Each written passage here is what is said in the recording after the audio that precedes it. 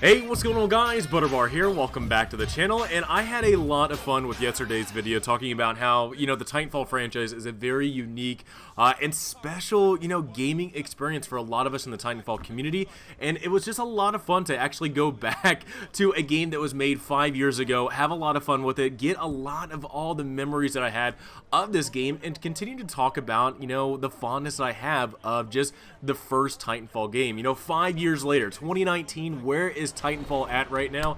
And still, to me, I'm still having jaw-dropping experiences with this game, whether that being the intro to every mission in the campaign, where you're kind of seeing what's going on, the ever-evolving mission and story that's actually going on in the campaign, and to also see it from both sides. I think that's one thing that I was always impressed with the campaign for the first Titanfall, was you actually do get to see both perspectives of the war, of what's going on between the IMC and the militia, and still to this day, kind of going back and playing, the militia all the way through, playing all their missions, and then getting to replay the same campaign over again, but you get to see it from the IMC's perspective. It's just one of those things that you don't really see too often in video games nowadays. So 5 years ago, this game was made, and where does it stand at right now? I'll tell you this, I'm really surprised that I was actually able to get into a game. I know there's not a whole lot of people still playing the Titanfall 1 game. There's still a lot of people, thousands of people, almost tens of thousands of people that are playing the Titanfall 2 game, but I got really nervous when I was trying to think about what I would want to do for my video yesterday and trying to capture footage of Titanfall 1, because I was like, man, I have no idea, how are the servers, how is the game population? There's still a lot of people that play this game, and sure enough, in the beginning, there was not a whole lot of people. I think for the campaign alone, I think there was maybe 20 people worldwide playing this, but attrition had about 100, so I mean, at least people are playing attrition. But if you go between attrition and campaign, as you go down the laundry list of different game modes in this game, nobody, at least on what the game is saying, it is saying that 0 players are playing any of the other game modes. Attrition and the campaign are about the only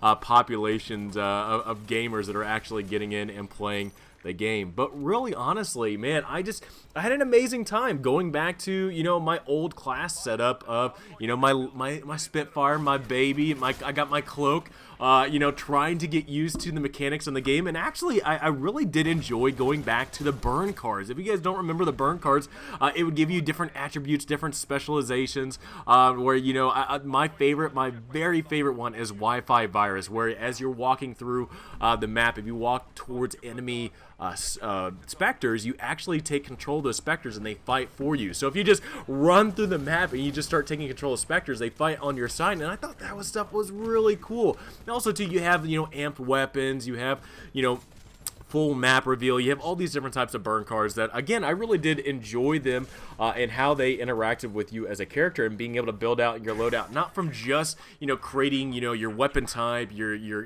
what attachments are on your weapons, what type of loadout with grenades, and what your pilot abilities are, but also too the fact that you got to bring in some burn cards to actually change up a little bit more of how you play. There was a lot of customizations in Titanfall 1 that I really don't feel like I don't know if it actually happens too often in any games anymore, unlike what, Respawn did in Titanfall 1. It's still one thing, thinking back 5 years later, it's still one of those things that really impresses me about this game. Now, the one thing that really drew me away from this game, well, two things that drew me away from this game. One of them still you have to deal with ever so often. The other one, I mean, it's a constant thing that you kind of have to deal with every single game you get into. One thing is the arc cannons. Dude, those things were just god awful. I mean, at least if you had somebody that was able to spam that and constantly get in their Titan and just spam it, it was one of those things where it's like, man, I don't even want to play this game anymore, just because I don't want to go up against a player that's continuing to do that, and it's not really too much of a fair fight. And it was just one of those things where I was like,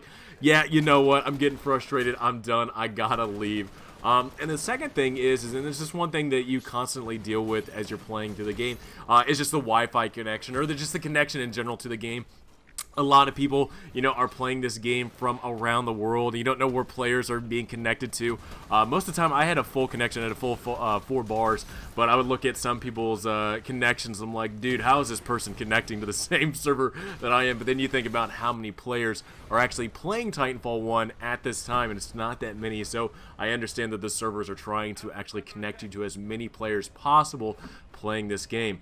One thing I did run into that I thought was just very interesting, and again, with players that are not, the amount of players that are not playing this game, and it's just one thing, you go from game to game. You'll find them in Titanfall 2, you'll find them in Call of Duty, Battlefield, whatever. Man, there are some camping people, dude. I did not expect to find that in this game, but especially if you're playing like some type of game mode like Control or something like that, that is actually in the campaign. It goes from, you know, it switches game modes from Control to Attrition and all that and whatnot. I did find it very funny. You would actually creep around, and kind of like how Iniquity was talking about in his latest video of finding somebody that was cloaked with a Spitfire just camping out. Man, I found the exact same thing. Cloaked out, had a car, but just sitting in the corner waiting for somebody to come by, and I'm like, dude, I did not expect that for a game that is just so old that players are still playing like that. But you know, when people are just locked into that mentality of that's the way they play, it was just one funny thing to kind of run into. Now, actually just going through the map, going through the interactions with the grunts and the specters and whatnot, I have to say, again, I'm still impressed to this day of the detail that Respawn actually put into this game when it comes to grunts and specters. Again, it's very funny. You don't really have the conversations that the grunts and specters have, or the interactions that the grunts and specters have in Titanfall 2, but in Titanfall 1, there was a lot of interaction, a lot of dialogue that that this game had that, again, to this day, 5 years later, I am still impressed that stuff was in this game. I mean, half the time you'll run around the map and you'll run into a room or a hallway where you know, two specters are fighting each other, or two grunts are fighting each other, or a specter or grunt are battling each other out.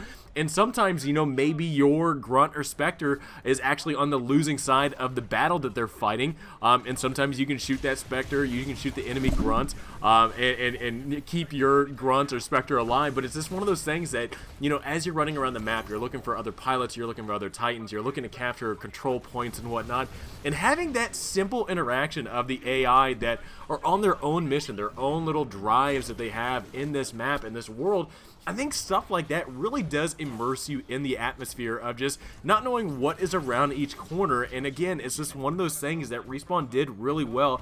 I wish Titanfall 2 had that type of thing. There are some interactions here and there in Titanfall 2 that you see between grunts and specters, but not to the extent that Titanfall 1 had. And also, too, I mean, the dialogue, if you actually run around with some of the grunts, you know, depending on whatever side you're on, they have all different types of dialogue of what they talk about, from talking about Blisk and running around with the militia, you know, what was your past experience with doing, you know, such. It's just one of those things that a lot of detail was put into this game that I think back in the day, maybe I didn't really have that much of appreciation for. But now that I'm looking back at this game, playing it, and really hearing it, really putting my ear to the ground and listening to kind of what is going on in this match, while it's one of those things I really do I love, man.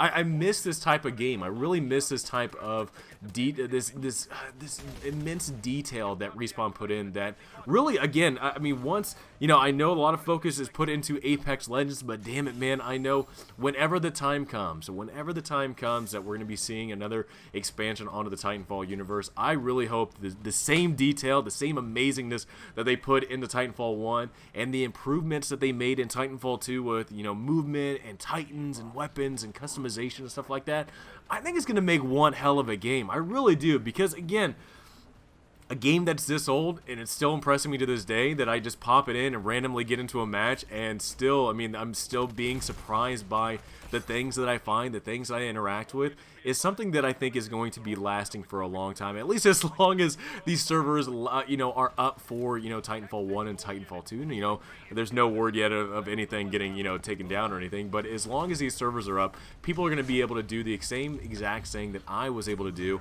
a couple of days ago, which was get into a game, have fun with an old game, and just kind of see, you know, stuff maybe you didn't notice 5 years ago that you're now noticing today, and have a big appreciation for the small details that was actually put into this game. So really, guys, I just wanted to give you a continuation on you know, Titanfall, and continuation on, you know, the first Titanfall game, and let you guys kind of know what I've experienced 5 years later with Titanfall 1 in 2019. It's definitely been a fun experience, and I actually look forward to maybe actually popping this game in from time to time. I definitely want to play it with the community. I think that's the one thing that playing this game by myself, I definitely want to take this game and play it with the community and have a lot of fun and actually hear from you guys, you know, in game while we're duking it out, you know, kind of what's going on and what do you feel about this game 5 years later. So guys, I hope you enjoyed this video. If you guys did, please drop me a like. Let me know in the comments below what you guys think about Titanfall 1 5 years later, and would this be a game that you would love to pick up and play again